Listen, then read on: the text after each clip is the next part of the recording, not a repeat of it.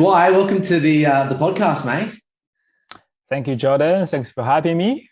No, thanks for coming on. It's a real pleasure of mine. I keep seeing you pop up on social media, and I think we've had a good couple of chats back and forth. So keen to have a bit of a chat, mate. But how's everything on your end? Business been going well? Yeah, good. I was just actually talking to a buyer of mine just today, like before we having this session. He is buying in Queensland, so I'm helping him in buying that region. It's kind of exciting now because everyone is not focused on real estate at this moment because of the interest rate, because of the election, and of course the war in European. So basically, everyone's attention is just somewhere else, not on real estate, but it actually created a really good window for me to purchase. Like, because I still remember just like a few months ago when I was purchasing Queensland, the competition was just different level. And now I think I can just feel a lot of people actually not focus on this purchasing at this moment, and of course the flood actually contribute a lot as well. It's good and bad. If you look at a good way, there's always a lot of windows there to do your action. But if just focus on something else, you probably lose a lot of opportunities. Yeah, totally. It's definitely a good time in the market cycle. I mean, I just recalling back to the 2019 election, I actually purchased like a week after the election came through. And I remember that time period. It was such a quiet time in the market because, I mean, at that point, there was a lot of talk of negative gearing changes and policy changes and things like that. So I think everyone was kind of sitting on their hands for a while. But yeah, I think you're bang on when there's certain things going around in the economy and lots of talks. It's a good time to sort of get in while you can because you're not sort of in that frenzy that we've been seeing for the last sort of 18 months. Everyone's kind of bidding on top of each other. So yeah, I think you're spot on, mate. And I guess, in terms of that whole philosophy around building out a portfolio, if you had one yourself, whether that's incorporating, buying in a slow market or whatever it might be, I mean, what would your own sort of philosophy around building a portfolio be? Yeah, well, for myself, actually, I made a lot of mistakes before. I will probably share with that later. But for now, actually, what I realized that buying real estate investment is like you buying a business, right? It's just like a separate business. If you treat it that way, you probably understand that cash flow is very important. Would you like to buy a business that having negative cash flow or losing money? Yeah, so it's actually a question that every single investor need to ask themselves, including myself. I always ask myself, why should I buy this? But there's always some exception. For example, if I would have a chance to buy Google or Amazon many years ago, I probably would purchase that. There's no cash flow at all, but the return would be huge. So there's a lot of different strategies, but if you only started the game, right? If you really rely on the cash flow to sustain your portfolio to make it you can hold it longer, and then cash flow is always the first number one thing that I need to put on my list, the number one priority. And then I consider which suburb that can have a greater growth, so I can generate more wealth through the property. But cash flow, positive cash flow. Through the whole portfolio, it's not only about purchase one property that having just 7% or 8% or 10% yield. It's about the whole portfolio having a healthy cash flow. If you do have a good income yourself, then you probably would go a little bit negative side because you can contribute to your cash flow and sustain that. It's like if you are a PE or VC firm, there's no drama that you invest in Amazon or Google, right? Because cash is not a problem for you. But if you are just an ordinary investor, let's ask you, if you would like to invest in Amazon, and there's 10 years, there's no rental yield or no dividend at all. Would you be happy to hold that share? You probably even I tell you that it can grow like 100 times in the future, but you probably don't have the faith to hold on to that until you see that. So that's why, for my own philosophy, cash flow, that would actually make you relaxed and make you more sustainable in terms of long-term investment. Yeah, I think that's a great point. And I mean, even like looking back on my own journey, I was so like for growth, just grow growth focused for so long, which is great. And like as you start to build out a portfolio, I think is very important. But and I'm sick of talking about COVID now, but through that COVID period, when everyone was losing jobs, I had 3 vacant properties at one point in time. If you don't have that cash flow coming through and you lose an income and you have to sell a property to just stay afloat or make sure that you don't, sacrifice too much, then, all of that growth, you're losing in capital gains tax and selling costs anyway. So transaction costs. So I think you're bang on, it's about being comfortable and sustainable within the portfolio itself, and then trying to get as much growth as you can out of there. So I think you nailed it. Now, if you had the opportunity to go back and sort of talk to your younger self about building out your portfolio, what would you go back and tell yourself if you could? Well, as I just mentioned that I made a lot of mistakes before. Even because you might or might not know that I've been in the seller side for a while, and I was selling all sort of different properties, like even including off-plan apartments, townhouses, household packages. So at that moment, I was thinking that real estate makes no difference. As long as a real estate, you can make wealth through it. It's kind of true, but there's a huge opportunities cost there if you don't buy the right asset. I didn't know that, and I didn't do a lot of research myself. I was just really listening to some sales agent, telling me that their story, right? I was a bit lazy, so I didn't do my own due diligence. I was just say, "Oh, you told me this good, okay, then I just purchased it because I can afford that." And I made a lot of mistakes when I was purchasing my first home as well, because I was too emotional. But first home, you don't have a lot of experience. You probably need to make this sort of mistake to learn something, to learn the hard way. So if I could go back, say 10 years ago to tell me, hey, little Shuai, this is what you need to do, to make it correct or making your future much brighter. Then I'll probably need to say, firstly, do a lot of a study, invest my brain first, because if the knowledge is something really important. It's not about the information. It's actually about choosing the right information to digest that, to learn from the right person. So if someone actually made a successful business or investment through real estate, this is the person that you need to listen to. But also, you're not only listen to one; you have to listen to different opinions. I was too focused on the first impression, because the first guy who actually impressed me, he has a great portfolio of apartments. So I thought he was successful, but I didn't ask too deep why only apartments. Is it only because the land tax is too high, or is it any other reason? I didn't dig deep enough to actually understand why. So that's why I just put my name as why. That's my name, right? I need to ask a lot of questions. Why? So yeah, if I could go back, definitely I need to ask myself, to invest my brain, to actually learn more before I do something. But of course, action is another great the factor or ingredient, because if I know everything, but if I don't act, then nothing would happen.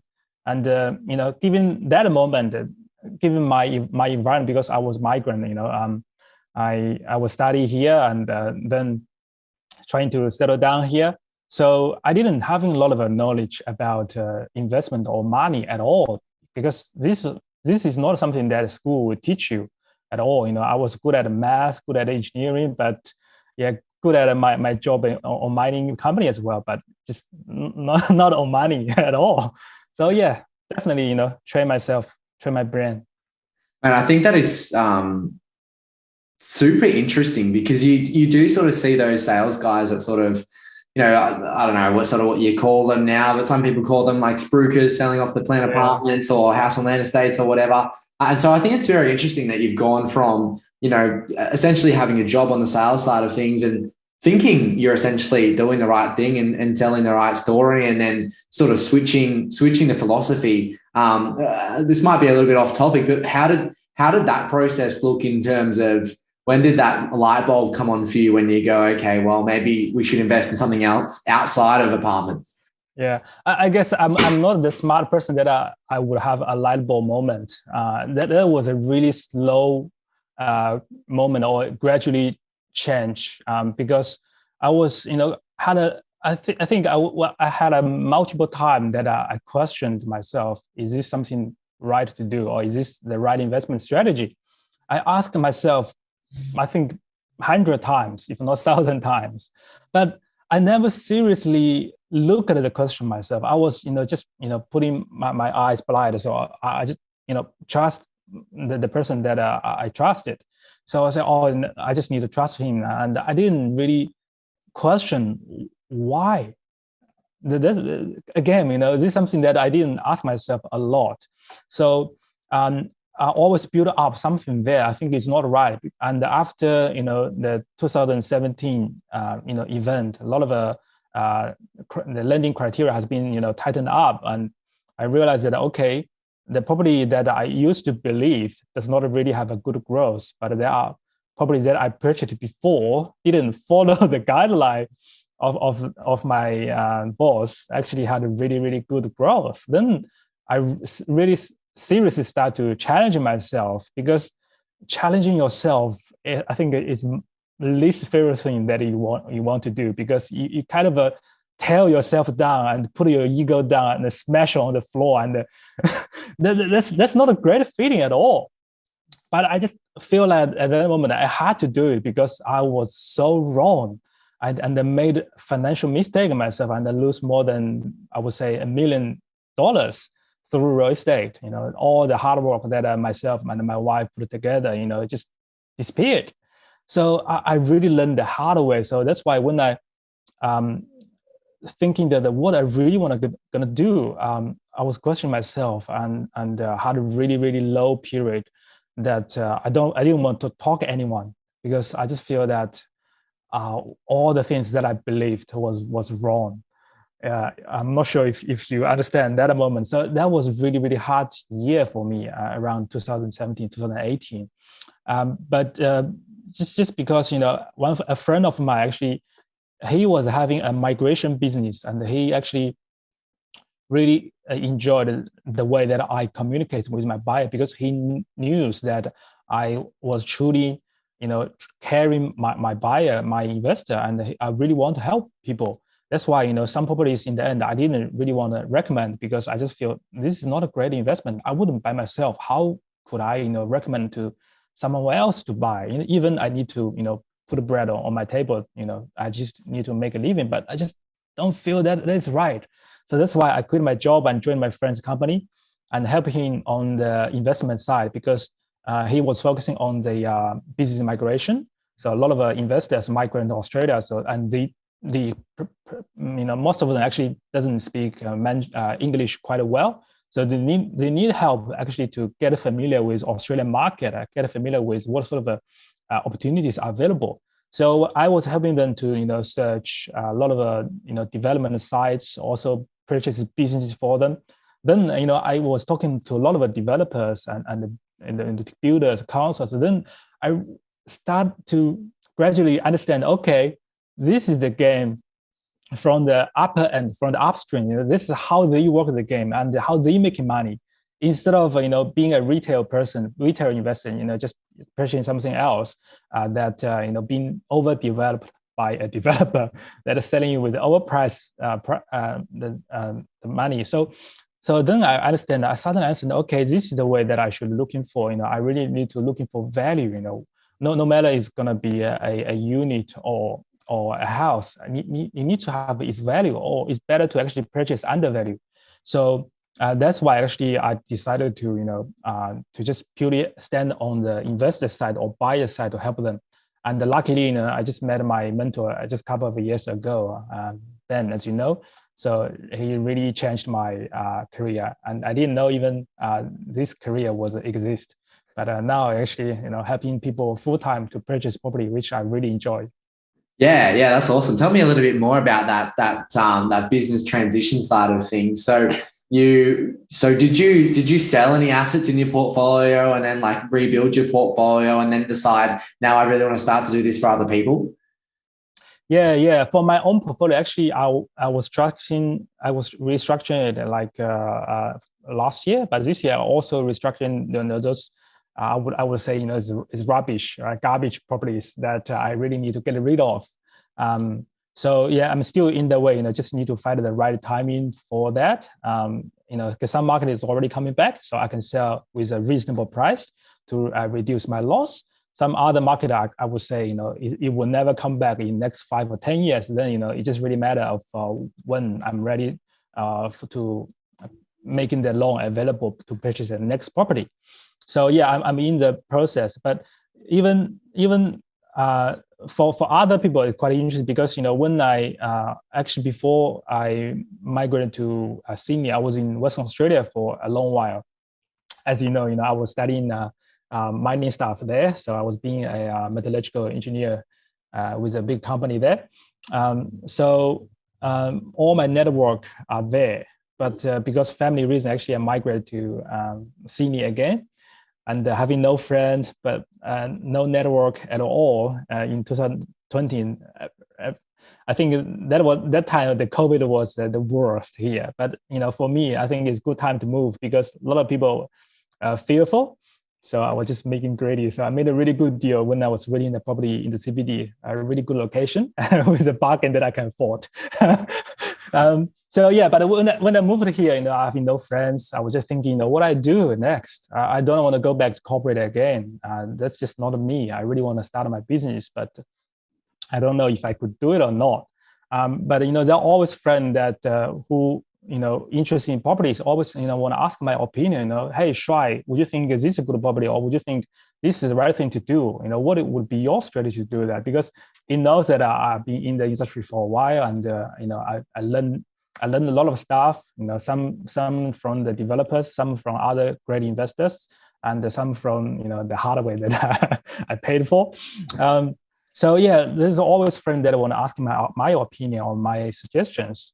And just one day, actually, I just met Ben and just saw his course, and I was like, well, this may be something that I really want to give it a go. And then I just talked to Chris about the whole story. He asked me why I want to do that, so I explained why, and he asked me what I really want to be, and I explained what I really wanted to be. Of course, I understand that the buyer's agent service actually is not something that the Chinese community really adapted yet, as yet. But I do see that there's a switch. There's a switch. There's a shifting because a lot of a buyer has been hurt by those I would say the rubbish investment before, and they now seriously thinking that who actually can provide them the best advice with their best interest. So actually, I was in the position to help them because I was the same people among them, and I really want to stand in their shoes to think what is the best public decision they could make, rather than just looking to some salespeople to making a wrong decision and lost tens of thousands or even millions of dollars. Yeah, no, I think that's great, man. And I think you're doing a great thing and a great service for everyone, but especially your community as well. As you said, it's not a sort of common thing that's taken up here. And even if we even just look at Australia, it's like, I'm not sure the exact number today, but not that long ago, it was only like 3% of transactions go through a buyer's agent, where in America, it's sort of closer to the 45% mark. So it's definitely a big industry to grow. And I think it's starting to see how prominent having someone on your side to do the buying side and give you the due diligence, and have someone that's walked through your journey, explain to them what's a good investment, what's a bad investment, and be on your side, because they're essentially learning from your $1 million mistake, right? And that's the add value you get. And I think that's so important, is just to have the professionals on your side to help you through that process. So you're definitely doing a good thing there, mate. Now, I guess there's 1,001 of them out there, but if you had sort of one favorite property one-liner, what would it be? Oh, just pick one. That would be really hard. There are a few quotes that I really like. Of course, one is from Warren Buffett, as I just mentioned many times. Be fearful when others greedy, and be greedy when others fearful. But the one that I really liked is actually one saying that from Lao Tzu, a really wisdom guy from Asian China. He's saying that what is he saying? The a 1,000 of miles journey start with one single step. So no matter because what state you are, actually, it's really important that you really start to action and working toward to your goal. Because if you know everything, because sometimes I met a lot of investors, they kind of know okay, investment in real estate is good stuff. They need to do it, but they just never implement it. They just stay in there. But in my view, actually, doing nothing is also a decision. It's actually also an action. You decided to do nothing. That's also a decision. It's not like you didn't make a decision, so you don't make any decision. You still made a decision, which is doing nothing. So there's always a cost, opportunity cost associated with that. We know that money is inflated. So money is not as value as 10 years ago, even 2 years ago. My favorite lamb was always double the price. I can't eat as much as before. But a lot of people actually still just sitting there and not doing anything. And the same concept I think applies to not only investment but business as well. If I didn't really give myself a leap of faith and jump out of my comfort zone and doing something that I really like to do, I probably would still being a house husband, just trying to raise my baby or doing something that I feel not valuable. But now I think maybe I just really want to give it a go, because it's something that I really want to do. I don't care that if someone would pay me or if I could have 1 or 10 or hundreds. I just want to start it, to help them start from the first person, whoever who want my help. I just started to help you. I start to give you my value, my insights, my experience. I just share my value first. If you do feel my value, you will definitely come back to me. So that's my philosophy. That's something that I really think, if you really want to do something, action. Oh, I couldn't agree more. I can't tell you how many people have sort of, I don't know, looked at sort of where Gameplans is now, and they kind of say, oh, it's such a short time frame to where you've got it to, and I'm just like, you didn't see the one step, the two step, the 2 or 3 years of coding and developing and thoughts and everything that went into it to where it is today. And so I think you're bang on. And a lot of people ask me, how do you start a business, or how do you shift careers, or how do you, and I just say, just do it. Like, just take that first step. Just talk to someone. Just get on the phone. Just make things happen. It's not hard. It just literally starts with that first action. So, yes. Mate, you've absolutely nailed the chat today, and that just means that I'm going to have to get you back on again sometime soon. But Shuai, thanks for coming on the podcast, mate. No problem, mate. Thanks, Jordan. Thanks for having me.